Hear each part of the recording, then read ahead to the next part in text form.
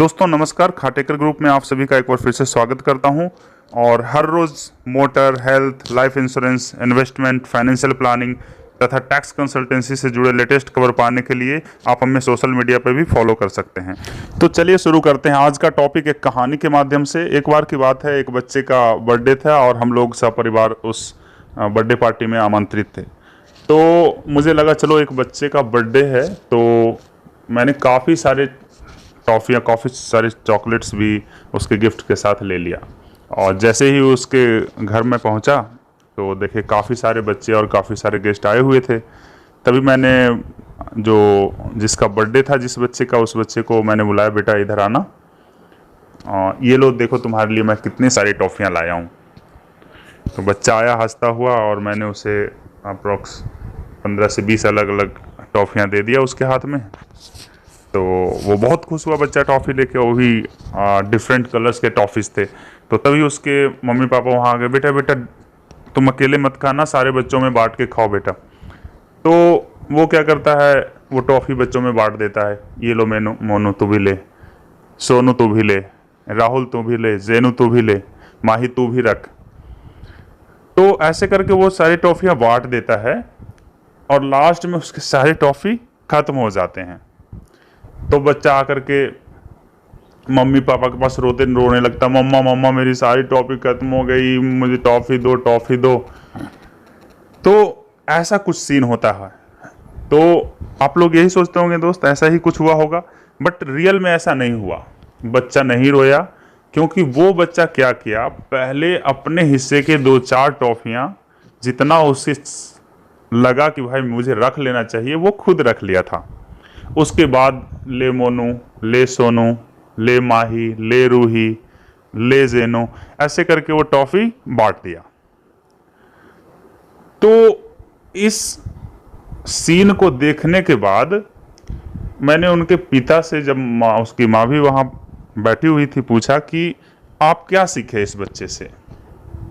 बच्चा एक बहुत अच्छी कहानी, बहुत अच्छा लेसन, बहुत अच्छी लर्निंग, बहुत अच्छी सीख दे रहा है ये मोमेंट। बोला देखिए, एक छोटा बच्चा, उसे जितनी ज़रूरत है पहले उतना रख लिया, तब टॉफ़ी बांटा, सो दैट कि बाद में उसे रोना ना पड़े। लेकिन हम लोग बड़े होकर, समझदार होकर ये काम नहीं करते हैं।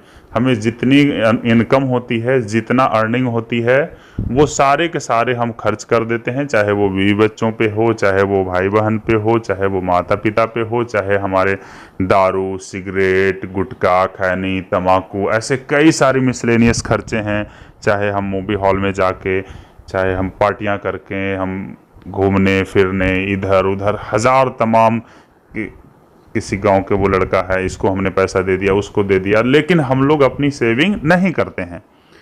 बट होता क्या है एट द लास्ट, कि जब सारे पैसे खत्म हो जाते हैं, आप रिटायर हो जाते हैं, आपका बुढ़ापा आ जाता है, जब आपके पैसे की ज़रूरत पड़ती है, तब आप रोने लगते हैं, हमने तो बेटे के लिए ये किया, हमने तो बेटे के लिए वो किया, हमने तो बेटी के शादी में खर्च कर दिए, हमने तो उसको चाचा के लड़का को पैसा दे दिया, हमने तो मामा के बेटी के शादी में दे दिया, हमने तो ताऊ के इसके लिए दे दिया, हमने भाई के बेटी के लिए दे दिया।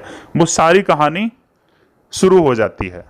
दोस्तों इस कहानी के माध्यम से मैं यही समझाने की कोशिश कर रहा हूँ कि अभी आप यंग हैं, अभी चाहें तो आप अपनी अर्निंग भी इवन बढ़ा करके, या तो एक्सपेंसेस, अपने खर्चे थोड़े कम करके, थोड़ी जितना हो सके सेविंग को बढ़ाइए, ज़्यादा से ज़्यादा सेविंग करिए। अभी समय है तो अपनी जितनी ज़रूरत है उतना आप रख लीजिए, ठीक है, सो दैट कि एट द लास्ट आपको ये नौबत ना आए कि आपको बच्चे के सामने गिड़गिड़ाना पड़े, रोना पड़े, हज़ार कहानियाँ सुनाना पड़े कि नहीं मैंने तो ये कर दिया, मैंने तो दुनिया भर खर्च किए थे, मेरे समय में ये होता था।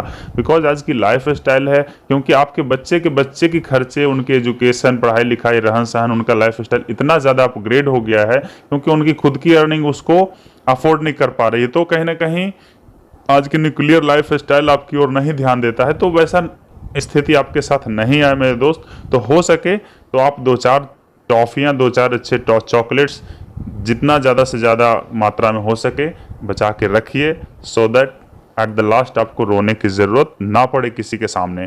और अगर आपकी लाइफ स्टाइल काफ़ी अच्छी ही रहती है, बच्चे आपके सपोर्टिव भी रहते हैं, तो भी क्या हुआ, उन पैसों से आप डायरेक्ट बच्चों को सपोर्ट कर सकते हैं।